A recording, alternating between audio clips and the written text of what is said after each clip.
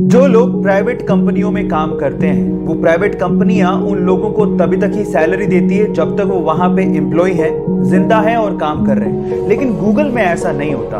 Google में काम कर रहे एम्प्लॉय के मरने के बाद भी उसके परिवार को पैसा मिलता है। जी हाँ, आप ठीक सुन रहे हैं। अगर गूगल में किसी एम्प्लॉय की अचानक डेथ हो जाती है तो उसके अगले 10 साल तक उसकी पत्नी और उसके परिवार को आधा वेतन और उसके बच्चों को 19 साल तक का होने तक हर महीने $1000 यानी कि 70,000 रुपए दिए जाते हैं। क्या इसके पहले तक गूगल कंपनी का ये फैक्ट आप जानते थे? और अगर नहीं जानते थे तो चैट सेक्शन में लिखना मत भूलिएगा।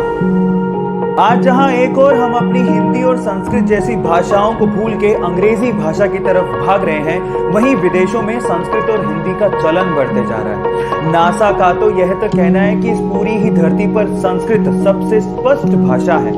आपकी जानकारी के लिए मैं आपको बता दूं कि संस्कृत का शब्दकोश इस पूरी ही दुनिया में किसी भी भाषा से सबसे ज्यादा है। आज संस्कृत में 102 अरब 78 करोड़ 50 लाख से ज्यादा शब्द हैं। संस्कृत ऐसी भाषा है जहां पर आप किसी भी वाक्य को कम से कम शब्दों में पूरा कर सकते हो, जो आप किसी अन्य भाषा में नहीं कर सकते। और कंप्यूटर की एल्गोरिदम के लिए भी संस्कृत को सबसे उपयुक्त भाषा माना गया है। क्या इसके पहले तक संस्कृत के बारे में ये सब फैक्ट आप जानते थे? और अगर नहीं जानते थे तो चैट सेक्शन में लिखना मत भूलिएगा।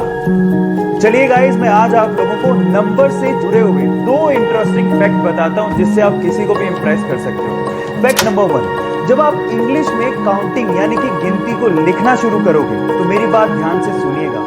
1 बिलियन की स्पेलिंग से पहले आप बी लेटर को किसी भी नंबर की स्पेलिंग में यूज नहीं कर पाओगे। आप ट्राई करके देखिए, किसी भी नंबर की स्पेलिंग में बी नहीं आएगा 1 बिलियन की स्पेलिंग से पहले। फैक्ट नंबर 2, 2520 यानी कि 2520 इकलौता ऐसा सबसे छोटा नंबर है जो कि 1 से लेके 10 तक सभी नंबर से कंप्लीटली डिवाइड हो जाता है। आप ट्राई करके देखिए, 2520 को 1 2 3 4 5 6 7 8 9 10 किसी भी नंबर से डिवाइड करो, कंप्लीटली डिवाइड हो जाएगा, डेसिमल नंबर कहीं भी नहीं आएगा। क्या इसके पहले तक ये 2 इंटरेस्टिंग फैक्ट आपको पता थे? और अगर नहीं पता थे चैट सेक्शन में लिखना मत भूलिएगा। गाइस, आप लोगों ने अक्सर सनलाइट से बनने वाले रेनबो यानी कि इंद्रधनुष तो जरूर देखे होंगे। हमें अक्सर वो आधे गोल ही दिखाई देते हैं, लेकिन मैं आपको आपकी जानकारी के लिए बता दूं कि वो आधे गोल नहीं बल्कि पूरे गोल होते हैं।